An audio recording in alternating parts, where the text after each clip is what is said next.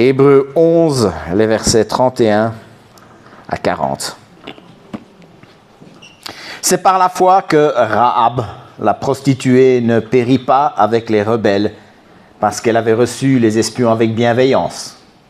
Et que dirais-je encore, car le temps me manquerait pour parler de Gédéon, de Barak, de Samson, de Jephthé, de David, de Samuel et des prophètes, qui, par la foi, vainquirent des royaumes, exercèrent la justice, obtinrent des promesses, fermèrent la gueule des lions, éteignirent la puissance du feu, échappèrent aux tranchants de l'épée, guérissant de leurs maladies, furent vaillants à la guerre, mirent en fuite des armées étrangères. Des femmes recouvrèrent leur mort par la résurrection, d'autres furent livrés au tourment et n'acceptèrent point de délivrance afin d'obtenir une meilleure résurrection. D'autres subirent les moqueries et le fouet, les chaînes et la prison. Ils furent lapidés, sciés, torturés. Ils moururent tués par l'épée.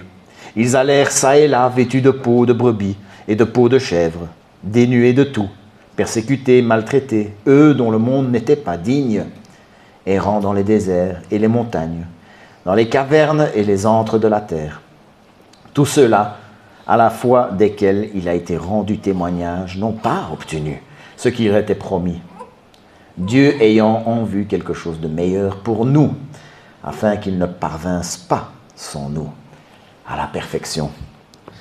Prions, Seigneur, merci pour ta parole.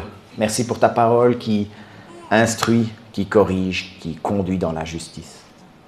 Instruis-nous aujourd'hui, Seigneur, s'il y a quelque chose que nous devons savoir.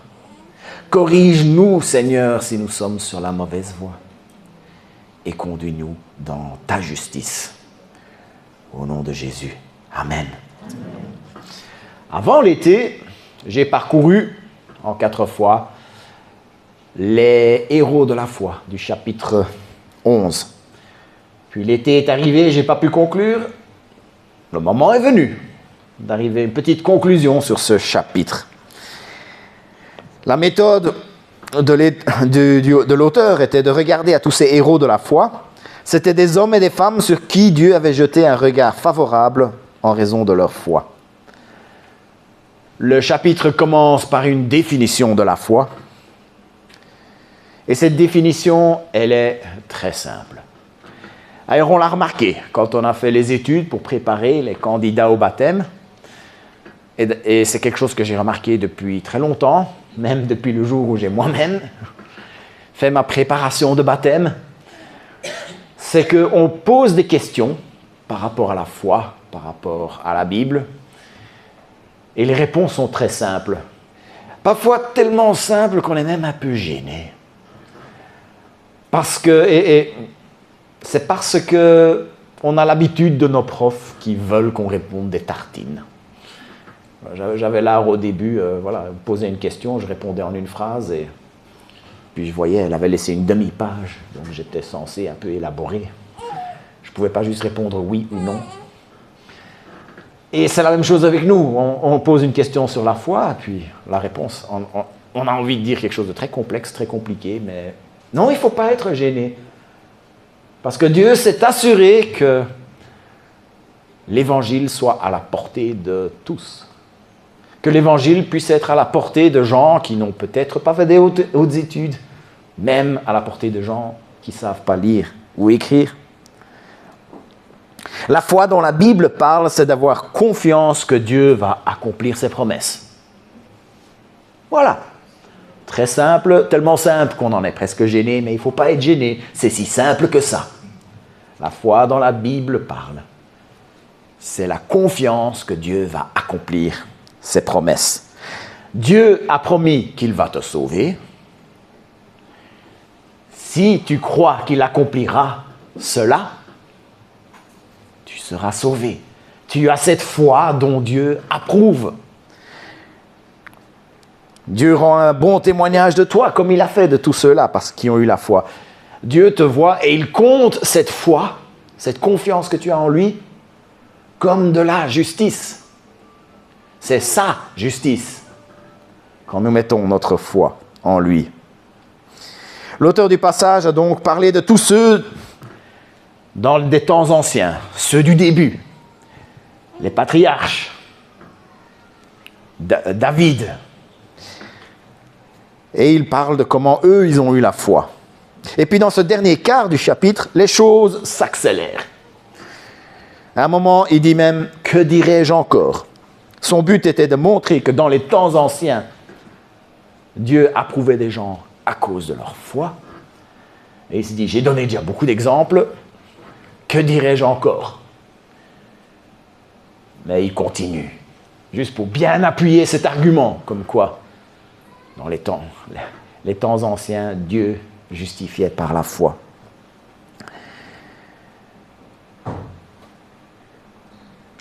Il parle du peuple qui a pu prendre Jéricho. Prendre Jéricho, c'était humainement impossible. C'était une ville très très bien fortifiée, très très solide. Prendre cette ville rien qu'en marchant autour, c'était encore moins possible, humainement. Mais Dieu avait promis qu'il allait leur donner cette ville. Le fait qu'ils aient marché autour, c'est qu'ils avaient confiance en cette promesse. Il parle aussi de Rahab. Si pour être acceptable à Dieu, il fallait faire tout plein de bonnes œuvres, Rahab aurait probablement été une des dernières personnes à qui on aurait pensé. Elle était prostituée. Pourtant, elle reçoit l'approbation de Dieu. Elle le reçoit parce qu'elle avait la foi. Au lieu de faire comme tous les autres autour d'elle, elle a décidé de traiter les espions avec bienveillance. Elle ne devait probablement pas savoir grand-chose sur le Dieu d'Israël. Elle savait vraiment très peu, mais elle a cherché à le connaître. Parce qu'elle savait que c'était là que se trouverait son salut. Et c'est comme ça que Dieu lui a donné une série d'instructions. Elle a respecté ces instructions et Dieu lui a laissé la vie sauve. D'ailleurs, il l'a honorée, puisqu'elle est devenue une des ancêtres de Jésus, Jésus de Nazareth. Il parle de Gédéon. Si vous ne connaissez pas ces histoires, voilà, il est temps de lire l'Ancien Testament. Gédéon, ce qu'il a fait, c'est qu'il a attaqué un camp de 135 000 hommes. Je ne sais pas si vous avez vu les photos aériennes de Woodstock. C'était à peu près ça. À perte de vue des tentes. Et puis, Gédéon décide de les attaquer avec une troupe de 300 hommes. Attaquer un camp de 135 000 personnes avec 300 hommes, aux yeux du monde, stupide. Mais il l'a fait, parce que Dieu lui avait promis. Gédéon, Dieu a dû insister un peu avec lui, mais il a fini par avoir la foi. Et il l'a fait, puisqu'il avait confiance que Dieu allait accomplir cette promesse. Il parle de Barak, qui a été aussi connu pour avoir battu une armée bien plus nombreuse, bien mieux équipée. Il y avait deux autres femmes dans cette histoire, Yaël, Déborah. Ils ont agi parce qu'ils avaient confiance dans les promesses de Dieu. Il parle de Jephthé. Jephthé, ça m'a toujours fait rire parce que ça me fait... Voilà. Tout le monde à Bruxelles s'appelle Jefke. Mais non, il y a Jephthé, c'est différent. Jephthé aussi, il a fait la même chose. Il a battu une armée bien plus nombreuse, bien mieux équipée. Avec lui, il y a un incident un peu plus nébuleux, mais ce qui est retenu de lui dans ce passage-ci, c'est qu'il a eu la foi. Il parle de David. On sait beaucoup sur David. On connaît ses forces, on connaît ses faiblesses, on connaît ses grandes œuvres, on connaît ses erreurs. Mais qu'est-ce que Dieu retient de lui? C'est qu'il a eu la foi. Et Dieu a approuvé de lui. Il parle de Samuel. Je suis en train de lire un Samuel dans mon culte personnel aujourd'hui. Et une chose qui m'a frappé, c'est que tout le monde autour de lui faisait n'importe quoi. Élie, les fils d'Élie et même les fils de Samuel. Pourtant, lui, il a choisi la justice. Il a choisi l'obéissance à son Dieu. Lui, il a choisi la droiture. Une droiture qui a démontré sa foi. Une foi qui a fait en sorte que Dieu a approuvé de lui. Ensuite, il ne parle plus de personnes spécifiques, il parle plutôt de situations qui décrivent plusieurs personnes. Des hommes qui avaient la foi, qui grâce à Dieu ont pu aller jusqu'à vaincre des royaumes puissants. Des gens qui ont exercé la justice, des hommes qui avaient la foi et qui se sont assurés que Dieu soit honoré par un peuple composé d'hommes et de femmes qui agissaient avec justice. Cela impliquait aussi la nécessité parfois de sanctionner quand le peuple n'agissait pas avec justice. Un peuple sur lequel Dieu avait mis son nom.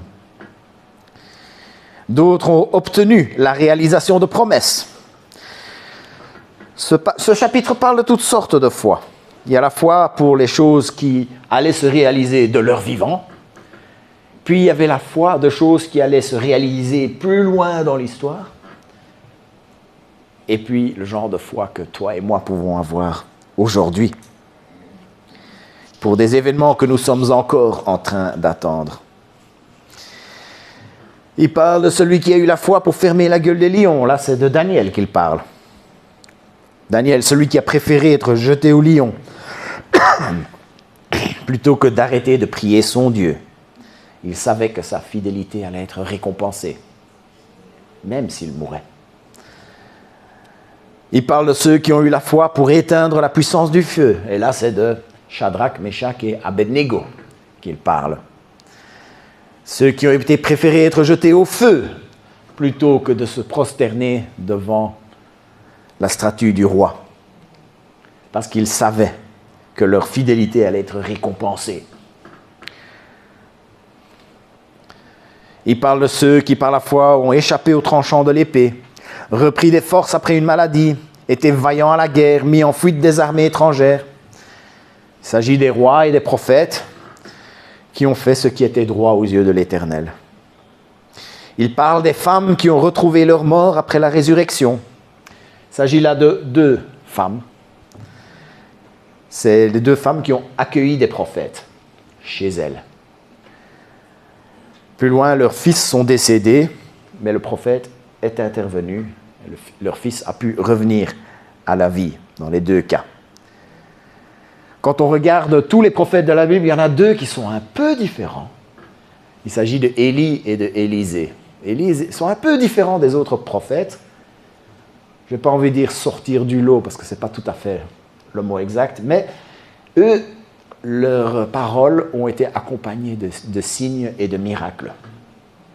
Des signes et des miracles qui étaient avant-coureurs de la mission du Messie qui allait arriver. Et c'est donc Élie et Élisée qui ont rencontré ces 2 femmes, et ces femmes ont pu recouvrir leur mort, leur fils. On les appelait la veuve de Sarepta et la Sulamite. Il parle de ceux qui ont été torturés et qui n'ont pas accepté de délivrance afin d'obtenir une meilleure résurrection. Je n'ai pas le choix, je dois faire une petite leçon d'histoire ici. Ce qui est marrant, c'est que pendant les 30 premières années de ma vie chrétienne, c'était une partie de l'histoire que j'ignorais complètement. On connaît entre la fin de l'Ancien Testament et le début du Nouveau Testament, il y a une période de 400 ans. Et la Bible s'inscrit parfaitement dans l'histoire. Tous les empires qui se sont succédés, on peut aller chez n'importe quel archéologue, ils vont nous parler du même ordre. Commencer avec les Égyptiens, puis plus loin, il y a eu les Assyriens, les Babyloniens, les Perses, et plus tard les Romains. Mais entre les 2 derniers, il s'est passé beaucoup de choses en Israël, en Judée. Pendant un temps, je vais passer au-dessus de pas mal de détails. C'est des choses assez intéressantes si vous voulez creuser un peu. Mais pendant un moment, ils sont passés sous domination grecque, avant que les Romains n'attaquent.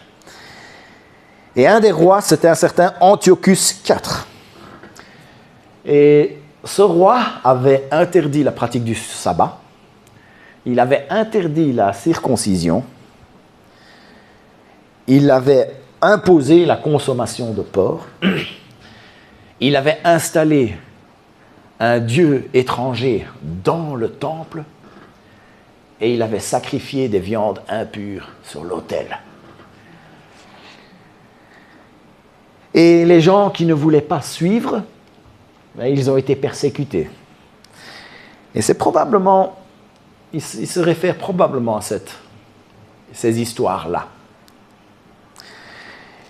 Il y a une série de livres, les livres des Maccabées, qu'on connaît un peu. Ce ne sont pas des livres d'autorité divine, mais il reste des documents historiques intéressants, même importants. Il raconte 2 histoires de torture et d'exécution. Il y avait un ancien du nom d'Éléazar qui est mort rué de coups après avoir refusé de faire semblant de manger du porc. Donc, on lui avait dit, tu n'es pas obligé de manger, mais fais semblant. Je ne sais pas comment, ils allaient mettre un petit plat devant le cochon et que lui, il allait manger et que tout le monde sache. Mais non, il n'a même pas voulu faire ça. Et à cause de ça, il est mort rué de coups. Puis il y a une autre histoire avec une mère et 7 fils à qui on voulait imposer des choses. Et ils ont dit, nous sommes prêts à mourir plutôt que de transgresser la loi de nos pères. Et ils ont été torturés un à un et jetés vivants sur des poêles. Eux n'ont pas été libérés, mais ils avaient foi en une belle résurrection.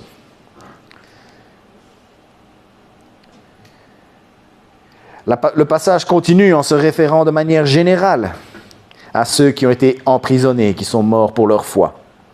Voilà ce qu'il dit. D'autres encore ont subi les moqueries et le fouet, les chaînes et la prison. Ils ont été lapidés, sciés. La tradition raconte que c'est ce qui est arrivé à Ésaïe. Sont morts tués par l'épée. Alors, est-ce que vous avez remarqué, il est passé très subtilement des triomphes de la foi à la souffrance de la foi. À un moment donné, il parle de ceux qui ont vu l'accomplissement des promesses. Et puis, dans la deuxième partie du passage aujourd'hui, il parle de ceux qui sont morts sans voir l'accomplissement des promesses. Il parle de ceux qui ont échappé au tranchant de l'épée, les triomphes de la foi. Et puis il parle de souffrance de ceux qui sont morts par l'épée.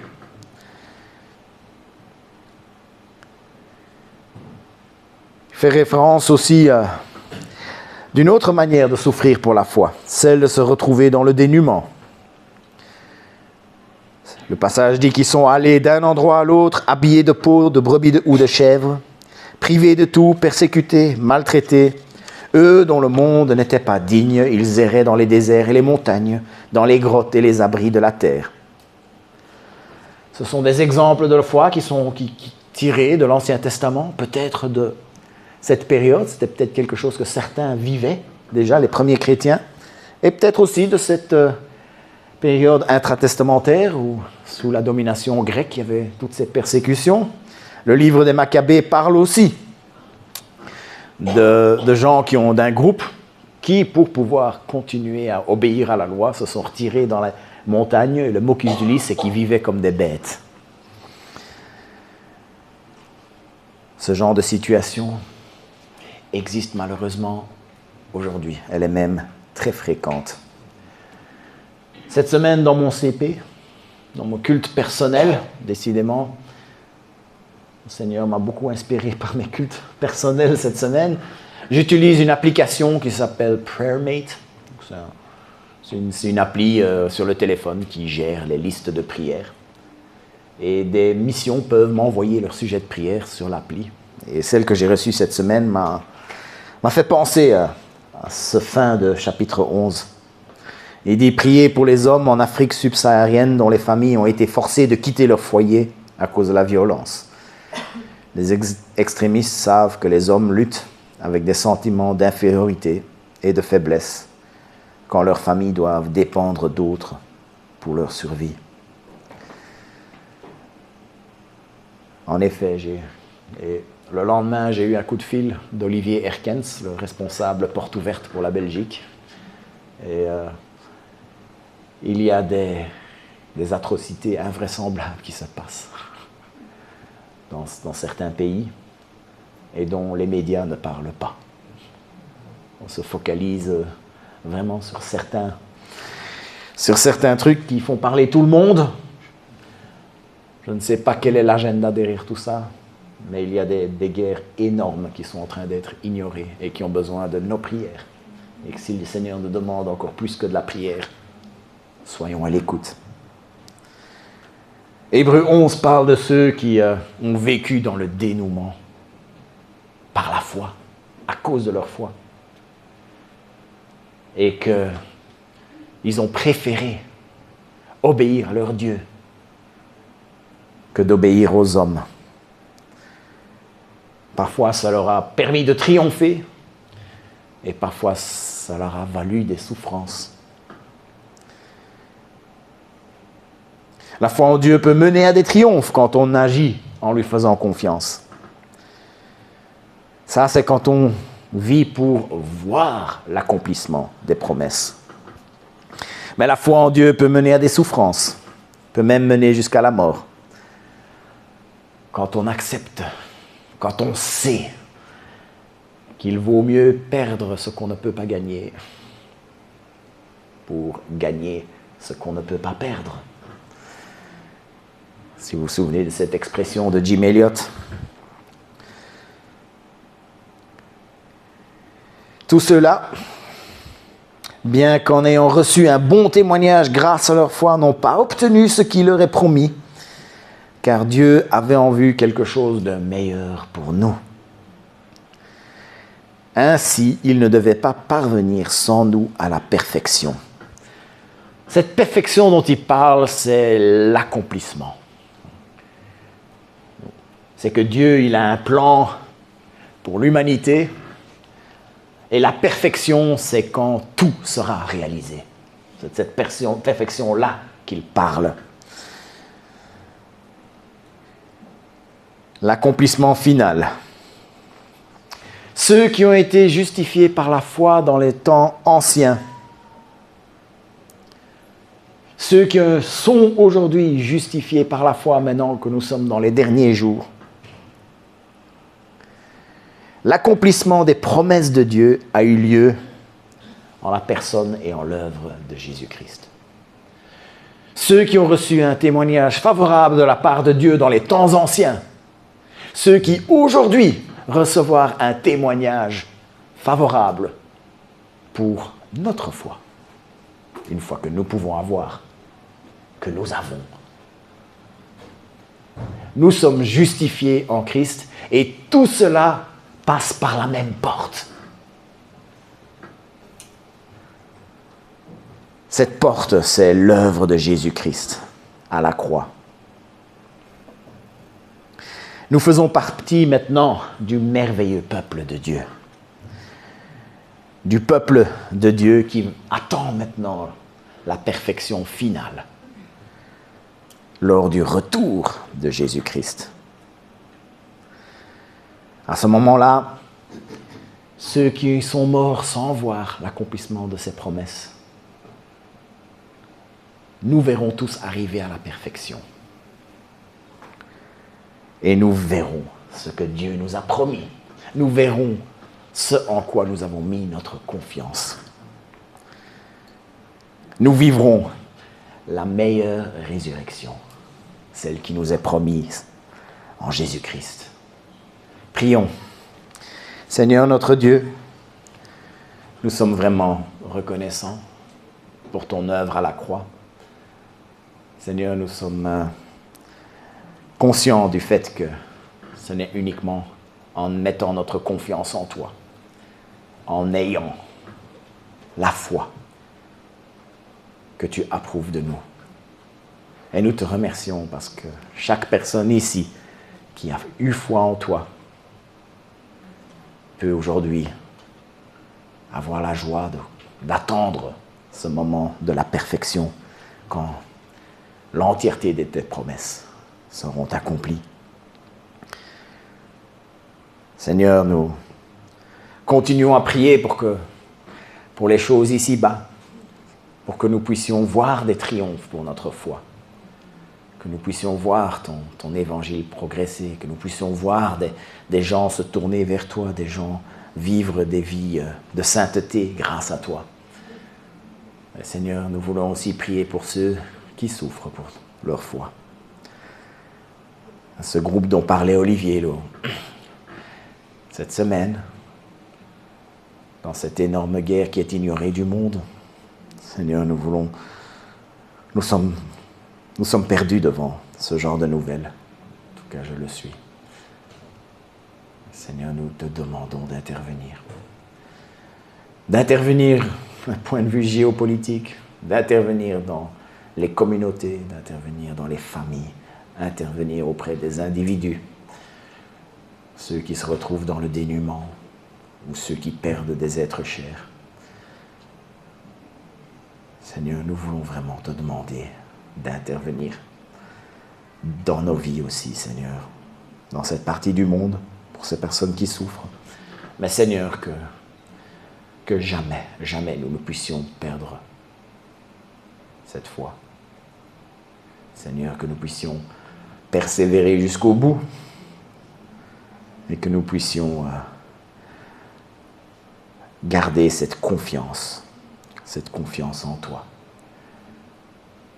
Que nous puissions nous abreuver de tes promesses et les attendre avec joie. Au nom de Jésus. Amen.